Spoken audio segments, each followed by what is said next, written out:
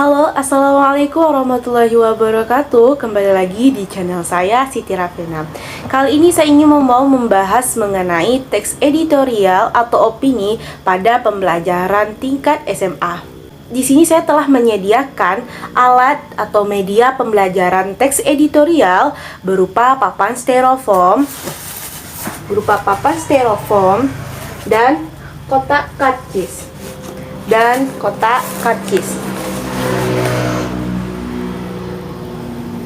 Oke, agar tidak membuang waktu, langsung saja kita masuk bagian pembahasan, yakni mengenai pengertian dari teks editorial atau opini. Let's go! Teks editorial adalah salah satu bentuk artikel yang biasanya kita temui di dalam surat kabar.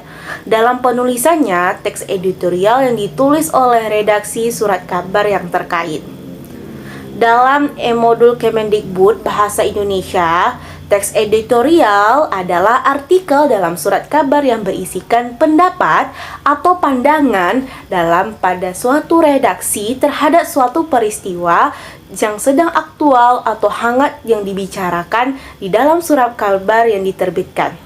Secara sederhana, teks editorial merupakan sebuah opini atau pendapat seseorang yang ditulis oleh sebuah redaksi dalam media terhadap isu-isu aktual yang terjadi di lingkungan masyarakat.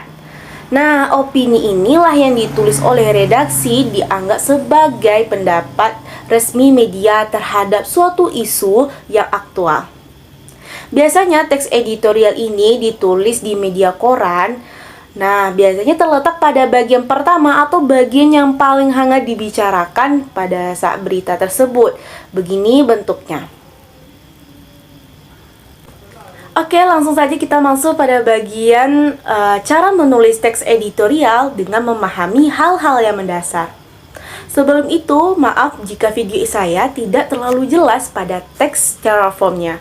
Maka dari itu saya akan menjelaskannya apa yang tertulis di dalam yang terpampang oleh teks di styrofoam tersebut. Oke, bagian pertama, cara menulis teks editorial dibagi oleh dua, yaitu mode pertama dengan mode yang kedua. Nah, kita masuk bagian mode yang pertama. Mode yang pertama yaitu adalah pilihlah topik dan sudut pandang Anda. Nah, di editorial dimaksudkan bahwa untuk mengetahui opini publik, promosikan pemikiran kritis kadang-kadang mendorong orang banyak untuk bergerak dan bertindak dalam permasalahan yang diangkat. Topik Anda haruslah dibuat semenarik mungkin yang sedang hangat dibicarakan dan memiliki tujuan yang jelas. Yang kedua, kita masukkan. Nah, bagian yang kedua adalah kumpulkanlah semua faktanya. Dalam teks editorial adalah perpaduan antara fakta dan opini, bukan hanya opini belaka oleh penulis, tetapi juga opini dari keseluruhan staf media yang tersebut. Dikumpulkan semua faktanya dan Anda harus mengandung laporan hasil penelitian yang objektif. Dan bagian yang ketiga yaitu adalah jagalah agar tulisan kalian tetap mudah dibaca. Hal ini dimaksudkan bahwa pembaca dapat membaca tulisan Anda dengan cepat dan dapat mengungkapkan perhatian dari pembaca.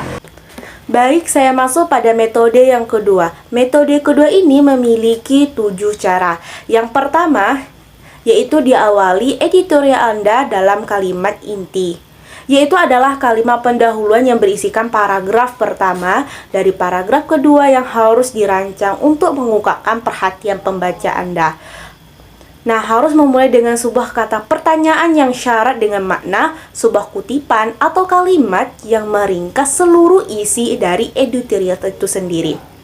Nah, bagian yang kedua, bahwa pembaca larut dalam penjelasan yang objektif mengenai topik yang dibahas. Hal ini dimaksudkan bahwa kita semua dalam situasi wartawan sekaligus situasi yang penting bagi pembaca atau bagi masyarakat secara keseluruhan. Nah, maka dari itu sediakanlah pertanyaan seperti 5W tambah 1H.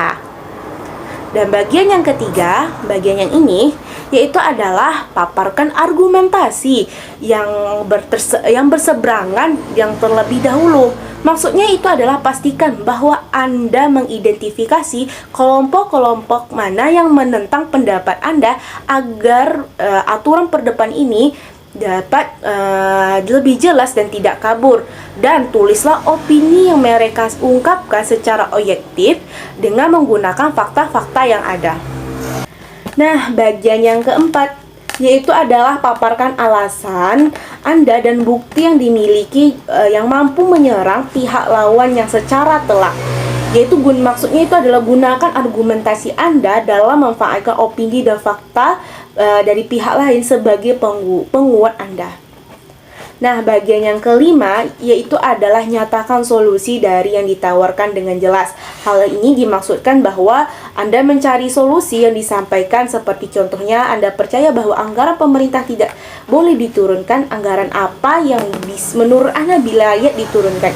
Ibaratnya mencari tempat yang bisa untuk ditawarkan, yaitu untuk membantu kita gitu. Nah, bagian yang keenam yaitu adalah simpulkan editorial Anda dengan satu kalimat yang tajam. Hal ini digunakan agar pembaca senantiasa melekat dari pikiran mereka. Nah, bagian terakhir, periksa kembali tulisan Anda apakah terjadinya kekeliruan dalam tanda baca, ejaan, dan yang lainnya. Nah, setelah kita membahas dari pengertian teks editorial dan cara menulis teks editorial, selanjutnya kita masuk bagian permainan kotak karcis. Nah, di sini saya telah membuatkan sebuah kotak karcis. Pasti di antara kalian pasti bingung apa sih keterkaitan dengan pembahasan kita dengan kotak karcis ini. Oke. Saya sedikit menjelaskan bahwa sebagai calon guru atau guru seharusnya memiliki persiapan dalam mengajar di sekolah. Mengajar anak tidak harus secara monoton dan serta kaku. Maka dari itu, kotak karcis adalah salah satu solusi kita atau metode kita, yaitu untuk mengajar anak seperti bermain gitu, agar saat melakukan pembelajaran tidak terlalu kaku, monoton, dan murid tentunya tidak terlalu bosan. Cara penggunaannya sama dengan permainan cabut undi, namun menurut saya ini adalah versi baru. Oke, kita akan contohkan. Berikut ini ada karcis yang bisa kita berikan kepada siswa. Nah, boleh bersifat individu ataupun per kelompok ataupun kelompok baris bangku di belakang gitu. Nah, sebelum itu untuk memulai permainan tersebut, kalian boleh melakukan permainan presiden. Tahu dong, permainan presiden, lebih tepatnya permainan ini mengatur konsentrasi siswa lah patutnya gitu. Nah, jika salah satu regu kurang konsentrasi, maka sang ketua akan mengambil karcis yang pertama dan membacakan isinya. Misalnya begini. Nah, kelompok pertama mendapatkan sanksi karena kurangnya konsentrasi tersebut. Dan sang ketua maju untuk mengambilkan ini. Dan saya mengambilnya si tersebut dan memutuskannya. Putus. Oke. Nah, ini. Nah, kelompok baris pertama kita akan membacakannya apa sanksi yang mereka dapatkan.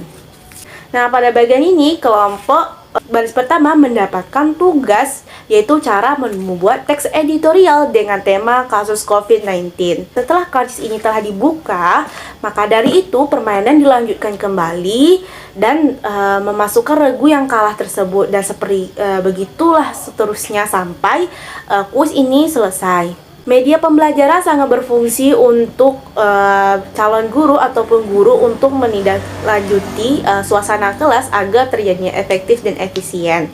Nah, butuhnya keterampilan dan butuhnya kesabaran dalam menindaklanjuti apa yang telah kita lakukan sebagai guru.